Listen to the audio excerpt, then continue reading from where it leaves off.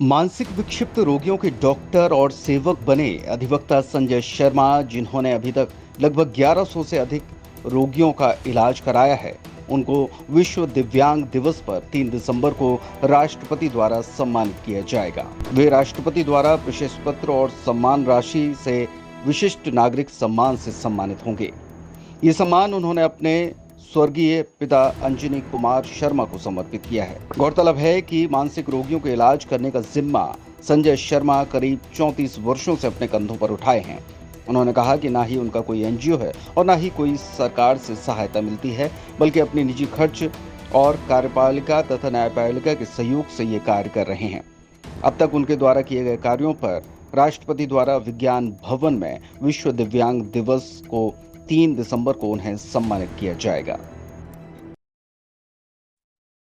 इस वक्त हमारे साथ मौजूद हैं राष्ट्रपति से सम्मानित होने वाले अधिवक्ता संजय शर्मा, जो कि पेशे से तो वकील हैं, लेकिन मानसिक विक्षिप्त रोगियों के लिए डॉक्टर और सेवक के रूप में वह कार्य कर रहे हैं। अभी तक इन्होंने 1100 से अधिक रोगियों का इलाज करवा दिया है। वहीं हम आपको बता दें कि राष्ट्रपति के द्वारा इन्हें 3 दिसंबर को जो दिव्यांग दिवस है, विश्व दिव्यांग दिवस, उस दिवस पर उन्हें सम्मानित किया जाना है, जिसमें उनको प्रोत्साहन राशि भी दी जाएगी और साथ में उन्हें प्रशस्ति पत्र भी दिया जाएगा। भाई हम आपको बता दें कि इनका जो जीवन है, इनने 35 साल से लगभग अपना जीवन मानसिक विक्षिप्त रोगियों के लिए समर्पित किया है। और वहीं हम आपको यह भी बता दें कि ये छतरपुर के ही रहने वाले हैं और इनको ये कैसे प्रेरणा जागी कि हमें इस लाइन में कार्य करना है, क्योंकि पेशे से तो ये वकील हैं, लेकिन कहीं ना कहीं ये डॉक्टर की और सेवक की भूमिका निभा रहे हैं। और इनको जो पुरस्कार मिलना है, वह पुरस्कार उन्होंने अपने स्वर्गीय पिताजी की याद में उन्हें समर्पित भी किया है। आइए हम मिलते हैं संजय शर्मा जी से और पूछते हैं कि उनके मन में कैसे ये प्रेरणा जागी कि हमें इस लाइन में कार्य करना है और किस तरह से उन्हें पुरस्कृत किया जाना है। जी, स्वागत है आपका। बहुत बहुत धन्यवाद आपका। जी, जिस प्रकार से छोटे बच्चे होते हैं, उसी प्रकार से मैं भी छोटा था, तो मैं अपनी नानी के यहाँ जाता था और देखता था कि यदि उनके आसपास घर में यदि कोई मांगने वाला आता था, वो मनोरोगी था, मानसिक विक्षिप्त था, तो हम लोग उसके साथ हंसी मजाक करते थे, पानी फेंक देते थे, कंकड़ फेंकते थे। हमारी नानी मना करती थी कि नहीं, ऐसे लोगों को भोजन कराना चाहिए, ऐसे लोगों को वस्त्र दान करना चाहिए और उनको परेशान नहीं करना चाहिए। तो हम कह सकते हैं बेशक ये प्रेरणा हमें हमारी नानी से मिली है। इसके बाद जब मैंने देखा और पाया, इस धीरे धीरे मैं ये कार्य करता गया और जब मैंने एलएलबी की तो मैंने देखा और पाया कि मानसिक स्वास्थ्य अधिनियम 1987, इसके पूर्व था 1912 लोनेसी एक्ट, जिसको पागल एक्ट कहते हैं, लेकिन पागल नहीं कहना चाहिए, अब पागल एक गाली होती है। जो लोनेसी एक्ट था उसमें एसडीएम को पावर था, तो उसके द्वारा पहुंचाया था। फिर मानसिक स्वास्थ्य अधिनियम 1987, वर्तमान में जो एक्ट कार्य कर रहा है वो मेंटल हेल्थ केयर एक्ट है, जिसका मैं उपयोग कर रहा हूं। मैंने अभी तक 1100 से अधिक खूंखार मानसिक विक्षिप्त, जो कि कई कई वर्षों से जंजीरों से बंधे रहते थे या बंधे रहते हैं, उनको कार्यपालिका और न्यायपालिका के सहयोग से संबंधित मानसिक आरोग्यशाला पहुंचाया है, जिसमें से मेरे अधिकांशतः मानसिक विक्षिप्त स्वस्थ होकर समाज की मुख्य धारा में जुड़ गए हैं और अपने घर और परिवार का भरण पोषण कर रहे हैं। खासकर बुंदेलखंड में गांजे के सेवन से, गांजे के पीने से अधिकांशतः हमारे नवयुवक मानसिक विक्षिप्त होते जा रहे हैं, या कुछ ऐसे युवक मिले, युवतियां मिली, महिलाएं मिली, पुरुष मिले, पारिवारिक यदि टेंशन है, तनाव है, उसको वो यदि सहन नहीं कर पाते हैं तो भी वो मनोरोगी हो जाते हैं। तो जो खूंखार मानसिक विक्षिप्त हमें ग्रामीण क्षेत्र में मिले, तो वो जंजीरों से अपने घर के आंगन में बंधे रहते थे। उसका भी एक कारण है क्योंकि पूरे विश्व में मनोचिकित्सकों की बहुत कमी है। नार्कोटिक्स की दवाइयां हैं, वो बिना डॉक्टर के पर्चे के मिलती नहीं है और बहुत महंगी होती हैं। तो व्यक्ति जाए तो जाए कहाँ? घर के लोग जब परेशान हो जाते हैं और वह बहुत ज्यादा हिंसक हो जाता है और वो दूसरों को मारने पीटने लगता है। कभी कभी ये देखा गया है कि वह हत्या भी कर देता है, आगजनी कर देता है, छोटे छोटे बच्चों को मार देता है और बच्चे वगैरह भी उसको परेशान करते हैं। तो ऐसे को घर में बांध कर जंजीरों से रखते हैं।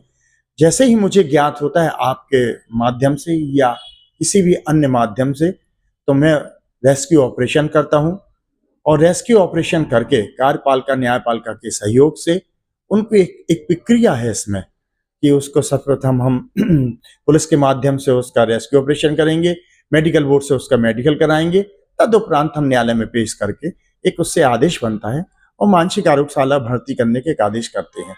ये प्रक्रिया मैं स्वयं करता हूँ, मेरी कोई एनजीओ नहीं है और मैं ना इसमें मतलब सबका सहयोग जरूर लेता हूँ। आर्थिक सहायता मैं ही करता हूँ और जितने भी हमने मानसिक विक्षिप्त पहुंचाए उनको वो स्वस्थ होकर समाज की मुख्यधारा में जुड़ गए 3 हैं। दिसंबर को विश्व दिव्यांग दिवस है। जी, जी। आपको किस प्रकार से किसके द्वारा सम्मानित किया जा रहा है?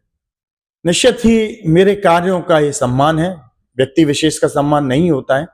शायद मैंने अच्छे कार्य किए हैं तो मुझे एक नेशनल स्तर का, राष्ट्रीय स्तर का सम्मान महामहिम राष्ट्रपति के द्वारा 3 दिसंबर को विश्व दिव्यांग दिवस पर ये मिलना है और मैंने इस पुरस्कार को 29 अक्टूबर को जो मेरे पिताजी का देहांत हो गया था, वो एक बहुत बड़े जोशाचार थे, मैंने उनको समर्पित कर दिया है और उन्हीं की स्मृति में मैं प्रत्येक वर्ष ऐसे जोशाचार जो कि इस वृद्धा को जीवित रखेंगे उनका सम्मान करूंगा और जो भी मुझसे होगा आर्थिक रूप से मैं ऐसे जोशाचार का प्रत्येक वर्ष सम्मानित करने का प्रयास भी करूंगा और मैंने ये सम्मान अपने पिताश्री को, जिनके आदर्शों पर मैं चला हूं, उनको समर्पित करता हूं।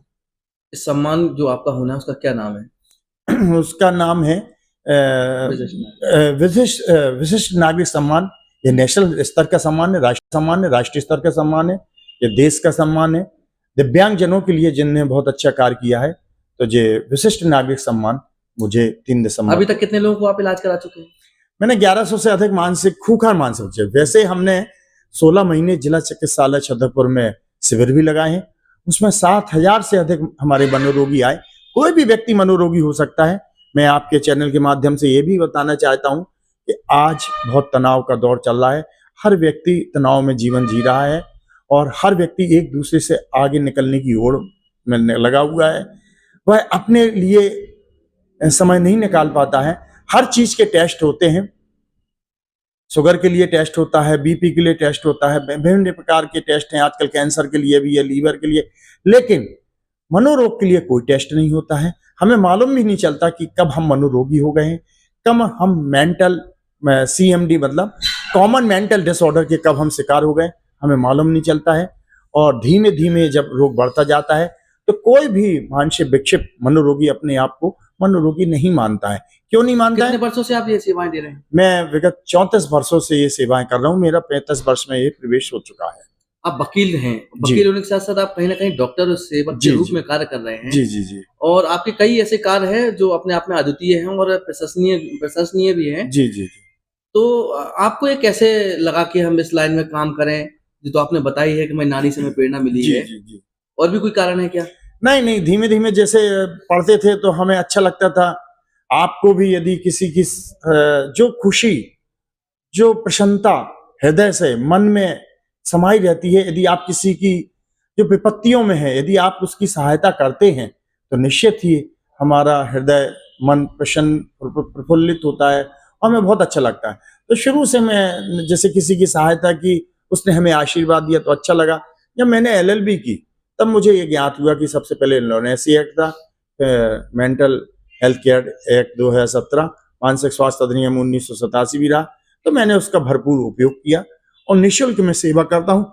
इवन यहाँ नहीं, पूरे देश में मैं जहाँ भी मुझे बुलाया जाता है, यथासंभव होता है मैं पहुंच सकता हूँ तो पहुंचता हूँ, नहीं तो मैं जो भी उनको चाहिए है, कानूनी एड, लीगल एड, जो भी सहायता चाहते हैं मैं उन्हें निःशुल्क प्रदान करता हूँ, व्हाट्सएप के माध्यम से, मोबाइल के माध्यम से, और जहाँ संभव होता है मैं स्वतः जाता हूँ और स्वयं के खर्चे पे जाता हूँ, किसी का पानी नहीं पीता हूँ और जो भी हर संभव जितनी भी सहायता होती है हम कर लेते हैं। तो ये थे संजय शर्मा जी, जो कि अपने आप में पूरे शहर में जो कार्य करते हैं वह अपने आप में अद्वितीय हैं और जो मानसिक रोगी होते हैं उन रोगियों का इलाज कराने का यह पूरा जिम्मा उठाते हैं। और अब इनके इस पुनीत कार्यों को देखते हुए राष्ट्रपति के द्वारा इन्हें सम्मानित किया जा रहा है।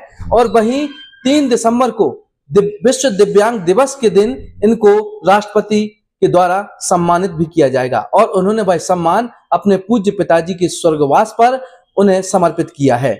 और अभी तक इन्होंने लगभग 1100 से अधिक रोगियों का इलाज करा करके उन्हें पूर्णतः स्वस्थ भी किया है। छतरपुर से पेपर टाइम के लिए प्रहलाद पटेल के साथ विनोद मिश्रा की रिपोर्ट। क्या हुआ, घर परिवार की शादी है या फिर किसी और के लिए शॉपिंग करनी है तो देर किस बात की। दिवाली भले ही निकल गई हो लेकिन रावत स्टोर पर दिवाली वाले ऑफर अब भी जारी हैं। इस वेडिंग फेस्टिव सीजन पर रावत स्टोर पर करें खरीदारी महा ऑफर्स के साथ। 101 से 151 बर्तन पीस वाला किचन सेट महा डिस्काउंट के साथ उपलब्ध है। इसी तरह American Tourister, Safari, VIP, Aristocrat कंपनियों के सूटकेस पर पाएं 50 से 70% तक का डिस्काउंट। सूटकेस का 3 पीस का सेट मात्र 5500 रुपए में उपलब्ध। सेलो, मिल्टन जैसे थर्मोवेयर ब्रांड्स पर पाएं 35% तक का डिस्काउंट। अपने पुराने गैस चूल्हे, इंडक्शन कुकर, मिक्सर ग्राइंडर लेकर आएं और नया ले जाएं। इतना ही नहीं, रावत स्टोर्स आपको देता है फोन पर वीडियो कॉल के जरिए शॉपिंग की सुविधा, वो भी फ्री होम डिलीवरी के साथ। तो पता नोट करें, रावत स्टोर्स, चौक बाजार से कोतवाली के बीच, पुराना उपभोक्ता भंडार, यूनियन बैंक के ऊपर, छतरपुर।